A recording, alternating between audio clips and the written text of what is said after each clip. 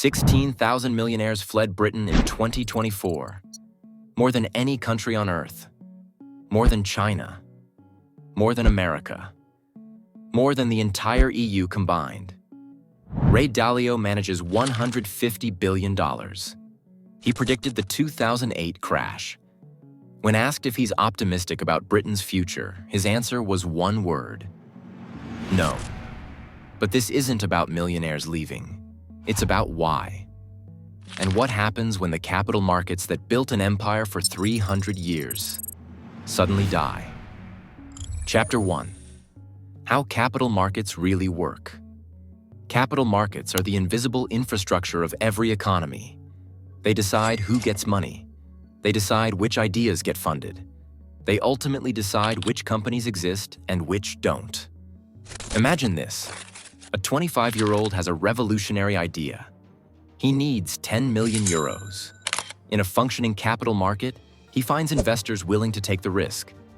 Not because they know him personally, not because he belongs to the right family, but because the idea is compelling. Ray Dalio explains it like this. You're a guy with talent. What happens? We have to enable people. What works is finding great, talented people, identifying those you want to bet on, and enabling them. That's a capital market. People with money bet on people with ideas. Nvidia started this way. Tesla started this way. Every major company began as a bet on an entrepreneur. And here's the crucial part. Capital markets aren't just money. They're networks, mentors, infrastructure. They're the lawyers who draft contracts, the accountants who audit balance sheets, the experienced entrepreneurs who advise. But not all capital markets are equal. Some are hungry, aggressive, risk-taking. Others are cautious, established, bureaucratic. The United States has a capital market of the first type. You can be 25 with a blue streak in your hair, but if you have the talent to pull it off, you get the resources, says Dalio. That's culture. That happens more there. That's why you see the differences in economies. Britain has the second type, an establishment culture. A culture where it's not talent that counts, but belonging. The network, the right university, and that destroyed them. 3 problems, each one fatal. Chapter 2. The 3 fatal problems. Between 1945 and the early 2000s, the British model worked. London was the gateway to Europe. Banks, insurance companies, investment funds, all had their European headquarters in the City of London. Capital flowed, talent came, deals were made. The FTSE 100, Britain's main stock index, competed with the S&P 500. British pension funds managed trillions. London was the world's largest foreign exchange market. Bigger than New York. Bigger than Tokyo. Bigger than any other city. But beneath the surface, structural problems were growing. Problem number 1. Debt. Britain today has debt exceeding 100% of GDP. Compare that to the 1990s when this ratio was below 40%. That's a 150% increase. And this debt has consequences. Every billion spent on interest is a billion not spent on infrastructure, on education, on innovation. The British government spends more money on debt than on the entire defense budget, more than on education. Interest payments alone amount to over £100 billion per year, money that's deployed nowhere productively. Problem number 2, the non-dom problem. For decades, Britain attracted wealthy foreigners with a deal. Live here, but only pay taxes on British income. Your foreign wealth remains tax-free. A deal that made London a magnet for global capital. These people, oligarchs, tech billionaires, fund managers, didn't just bring money. They brought networks, contacts, business. Estimates suggest non-doms were indirectly responsible for over 500,000 British jobs. In 2024, the government changed the rules. The non-doms disappeared. 16,000 millionaires left. And with them disappeared not just money, but networks, investors, venture capital, The tax revenue the government hoped for never came. The wealthy simply left. Problem number 3. P. Dalio's so-called 80-year cycle. His research shows that all great empires go through the same cycle. It begins with innovation and expansion. It ends with debt, internal conflict, and the loss of global dominance. Britain is 80 years after World War II. America is 80 years after World War II. And the symptoms, high debt, internal conflicts, geopolitical tensions, are the same everywhere. The situation in the UK is not healthy, says Dalio with alarming directness. But Britain's problems don't exist in isolation. What's happening in London is connected to something much bigger. A global conflict that will determine which nations survive and which fade into irrelevance. Chapter 3. The war Europe already lost. Here comes the plot twist. It's not just about Britain. Dalio warns, we are definitely in an international great power conflict, and it affects Europe and the UK.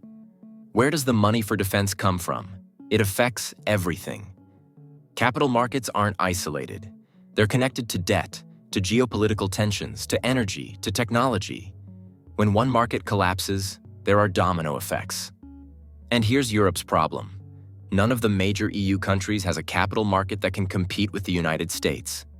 Germany has industry but little venture capital. France has politics but little entrepreneurship. Britain had London, and it's losing it now.